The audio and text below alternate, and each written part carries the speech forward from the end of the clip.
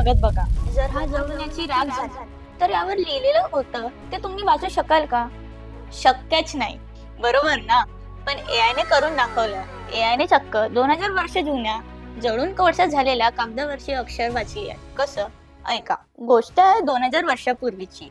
इटलीमध्ये माउंट व्हिसियस नावाचा ज्वालामुखी फुटला. त्याच्या डाव्या खाली एक पूर्ण लायब्ररी गाडली गेली. तिथल्या पुस्तकांचा अक्षरशः कोळसा झाला. ते कागद इतके नाजूक झाले की जर त्यांना उडायला गेलं तर त्याचा धूळ होऊन जाईल. म्हणून 2000 वर्ष कोणालाच माहित नव्हतं की त्या गुंडाळल्यामध्ये नक्की लिहिलेलं काय. मग शास्त्रज्ञांनी वापरलं सिटी स्कॅन. जसं हॉस्पिटलमध्ये हाडांचा एक्सरे काढतात तसं त्यांनी त्या जळक्या कागदांचा स्कॅन केला. पण प्रॉब्लेम असा होता, लिहिलेली शाई सुद्धा कार्बनची आणि जळलेला कागद सुद्धा कार्बनचा.